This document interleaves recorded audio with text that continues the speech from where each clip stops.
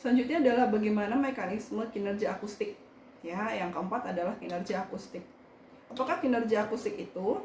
Kinerja akustik merupakan kenyamanan akustik dan kejelasan penangkapan bunyi atau suara oleh telinga atau indera pendengar manusia.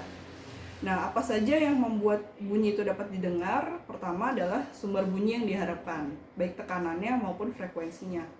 Kemudian sumber bunyi latar belakang yang terkendali. Jadi sering ya kalau kita misalnya bicara, misalnya di ruang kelas, kita sedang bicara tapi ada teman-teman yang berisik di tempat yang lain, wong gitu. Nah, selama kita masih bisa mendengar suara lawan bicara kita dengan jelas, maka bunyi latar belakang dapat dapat diterima gitu. Tapi kalau udah ternyata lebih berisik, misalnya seperti di ruang konser misalnya, tentunya bunyi latar belakangnya lebih besar gitu ya, bukan bunyi yang diharapkan lebih besar dan ada orang-orang yang teriak-teriak misalnya yang saking senangnya, nah itu kan nggak kedengeran gitu.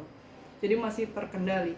Kemudian ada lintasan gelombang bunyi yang dikehendaki. Kemudian ada pembatasan lintasan gelombang bunyi yang tidak dikehendaki dan pengendalian oleh penghuni. Apa saja kriteria keberhasilan kinerja udara? Yang pertama dari aspek fisiologis adalah kesehatan alat pendengaran. Jadi walaupun kita mendengar suaranya kencang gitu, tetapi kita masih tetap merasa aman pendengaran kita. Kemudian kenyamanan mendengarkan musik, kemudian kejelasan percakapan. Jadi masih bisa mendengar percakapan. Kemudian dari aspek psikologis adalah gema yang minimal. Jadi kalau ada gema yang mengganggu pastinya sudah tidak nyaman ya bagi diri kita. Kemudian ada suasana yang menyenangkan dan hubungan personal yang hidup. Jadi artinya misalnya seperti bangunan galeri, ya teater misalnya, kita masih bisa merasakan musik yang lantunan musik ya yang sedang dimainkan oleh para pemain musik gitu.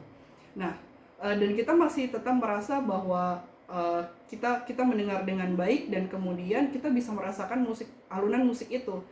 Ya walaupun jaraknya jauh, kita duduknya ada di belakang gitu, tapi kita masih bisa tidak ada satu nada pun atau tidak ada satu instrumen musik pun yang tidak membuat rasa musik itu tuh hilang gitu, sehingga penerimaan kita jadi jelas seperti yang ada duduk di depan gitu. Kemudian dari aspek sosiologis ada keprivasian dan kejelasan komunikasi. Jadi walaupun kita misalnya bicara dengan lawan bicara kita di tempat yang sangat ramai, kita masih bisa bisik-bisik gitu ya, dan tetap terjaga privasinya. Nah, kemudian ada efisiensi biaya tentunya.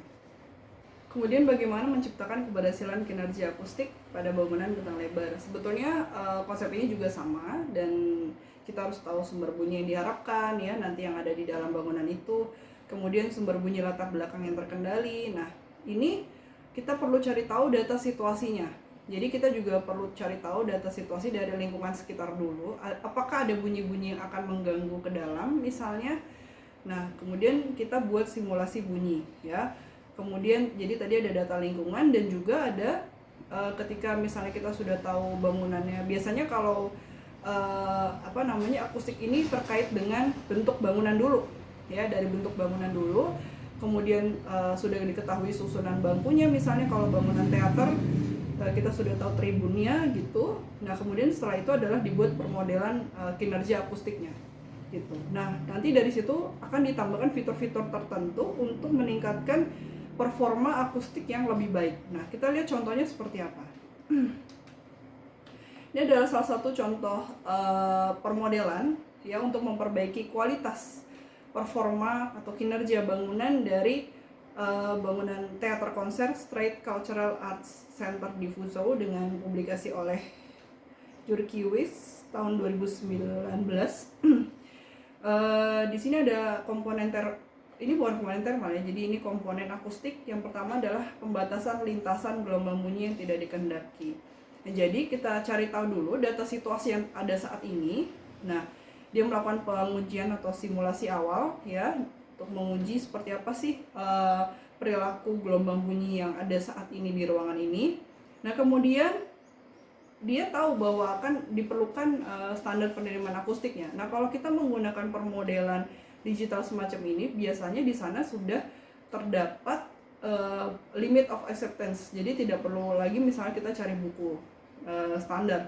bisa juga tetap mencari buku standar untuk mengetahui betul atau yakin sesuai dengan standar tertentu, dan biasanya digunakan untuk bangunan-bangunan yang memang ingin distandarkan sesuai dengan standar tertentu gitu. Nah, kita lihat bahwa di sini di contoh ini misalnya bunyi itu terkonsentrasi di area depan, ini ya. Strong focusing suara itu ada di situ. Nah, kemudian area ini tidak tercover apalagi ke belakangnya. Nah, kemudian akhirnya diberikan suatu perilaku tambahan, yaitu dengan misalnya dengan memberikan reflektor gitu. Sehingga suara bisa lebih terdistribusi lebih jauh lagi. Nah, jadi di sini ini sudah lebih tercover untuk penerimaan suara, kemudian distribusi suara bisa lebih jauh lagi dan tidak terlalu sefokus atau terkonsentrasi seperti yang pertama di sini di garis ini ya. Jadi sudah lebih tersebar lagi. Nah, itu adalah cara kita meningkatkan atau mengoptimalkan kinerja bangunan. Tentunya diperlukan perangkat-perangkat lunak tertentu ya untuk menguji optimalisasi semacam ini, dan ini biasanya pekerjaan yang sudah spesifik pada personil yang juga sudah spesifik. Tidak bisa semua orang misalnya menguasai sebuah software gitu ya, tentunya sudah spesifik gitu. Dan ini menarik sekali apabila kita bisa memfokuskan diri pada bidang pengoptimalan kinerja bangunan pada bidang yang tertentu.